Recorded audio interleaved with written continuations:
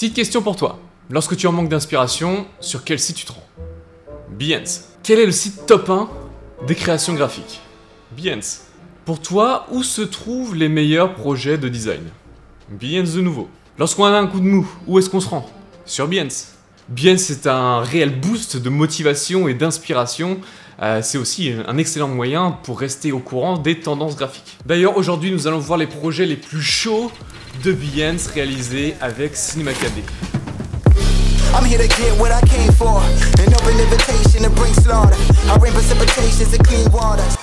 Commençons par le projet de Casa Ignatia. Allons voir ce qu'elle nous propose.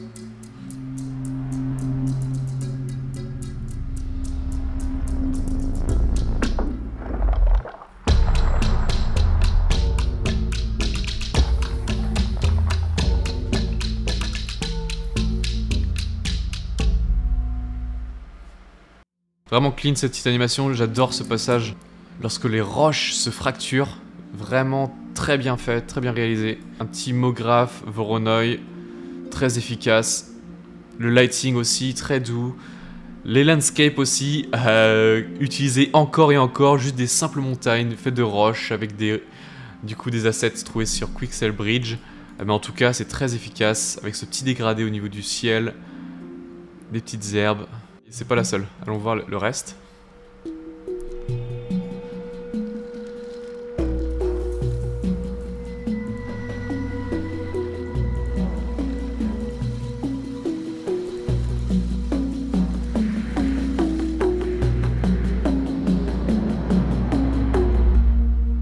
Ce projet il fait vraiment penser à celui de One Sail, qui est un studio au Japon qui propose aussi, qui a proposé un projet un peu dans le même vibe avec des roches, des plantes, différents types d'animations, de simulations, avec des univers et une palette colorimétrique différente comme celle-ci. Voyons voir Eclipse, on va voir ce qu'il nous propose. Ouais, on est vraiment dans la même vibe.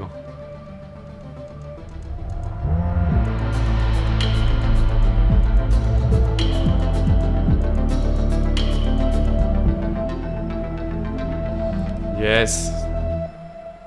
Oh, la petite light à la fin. Un petit vertex map qui affecte ta roche. Ensuite, tu déformes ça avec un petit displacer ou une close sim. Ensuite, tu affectes la vertex map dans ta texture afin de les mixer. Tu mets une texture un peu de glace et de verre. Et le tour est joué, vraiment très clean. Projet maintenant de Rémi Godet. Heiko, Real Time Sign Language Translator. Let's see how it looks like. On a du coup voilà, un projet qui est peut-être un poil plus complet, ou en tout cas ils sont peut-être bossés sur l'identité graphique de l'objet. Donc on a bien sûr la palette colorimétrique, les typos qui sont utilisés, le logotype. J'aime beaucoup ce genre de projet qui mixe voilà, 3D et design graphique, et on voit vraiment l'ensemble du projet, des petits dot bags, carte de visite bien sûr. Et il semblerait que, voilà, que le produit a été du coup modélisé avec Cinema 4D, le rendu donc aussi.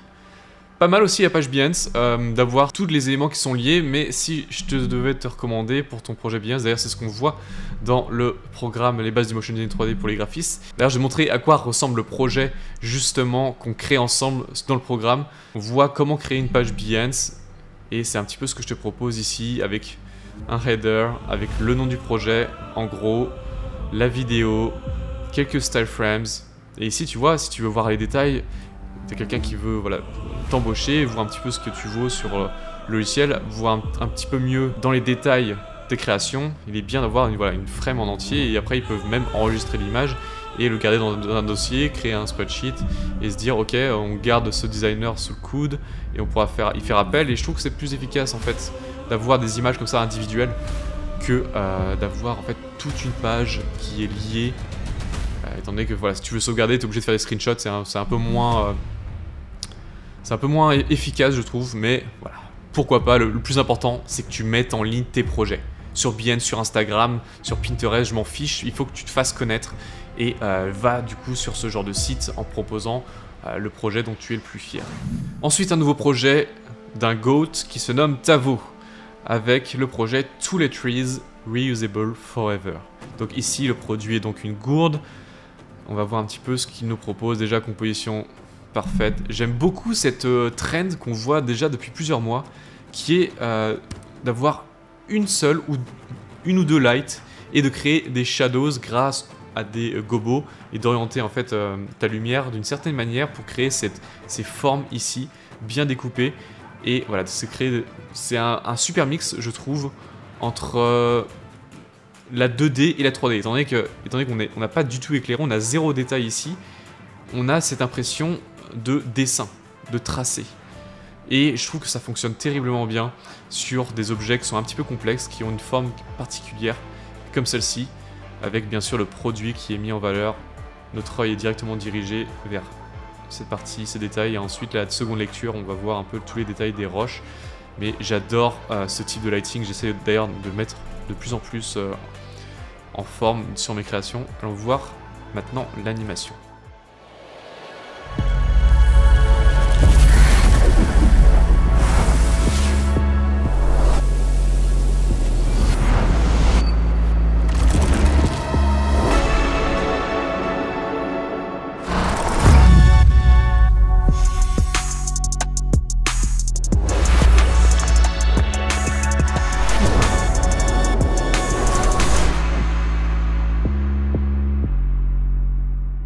T'as de tout hein, dans ce projet, excellent, Tavo, avec t'as de la particule, t'as la simulation de liquide, super projet, composition au top, lighting au top. Je disais les gobos, c'est excellent pour sculpter la lumière et mettre en avant juste certaines parties de ton objet et de ta composition. Franchement, voilà, petit bien de scene avec des gifs, encore une fois, très efficace pour montrer certaines brides de notre animation. Ce passage-là est très bien aussi.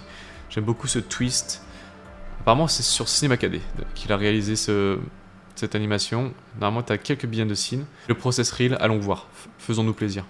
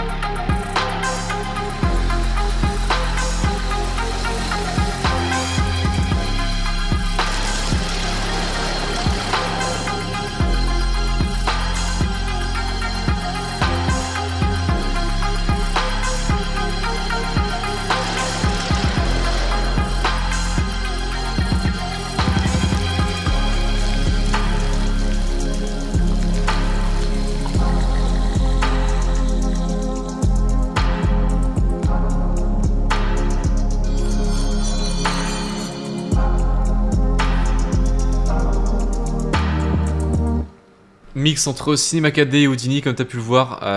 Houdini, le king si tu veux créer vraiment des simulations de particules. Cinema 4D un petit peu aussi pour le Close Simulation. Avec les nouvelles versions, c'est vraiment efficace. Franchement, ils ont fait un super taf, ces 4D, avec cette nouvelle version. D'ailleurs, si tu veux apprendre comment créer ce genre de particules, ce genre d'animation, sache que ça va arriver très bientôt sur mon Patreon qui vient tout juste d'être lancé. On a un premier tuto que je t'invite à aller voir, un Knitting Effect, cet effet de couture. Franchement, ici ça va être des tutoriels avancés qui vont t'apprendre ce genre de choses en fait. Des simulations de particules, cette simulation de tissu aussi. On va voir plusieurs aspects de la 3D. Ça va être sur Cinema 4D et sur Houdini. Donc les personnes qui souhaitent apprendre ces deux logiciels et vous voulez avoir vraiment du contenu avancé, allez faire un tour. Franchement, vous allez apprendre énormément là-dessus. Et c'est en français. Un dernier projet avant de se quitter, les GOAT. J'avais vraiment envie de te le montrer celui-là. Ils réinventent le motion design, tu vois. C'est le XK Studio. Les deux membres principaux qui sont Alexa Sirbu et Lucas Vogir. Je te recommande d'aller les suivre. Franchement, petite pastille 3D, tu m'étonnes. Allons voir ce que ça donne.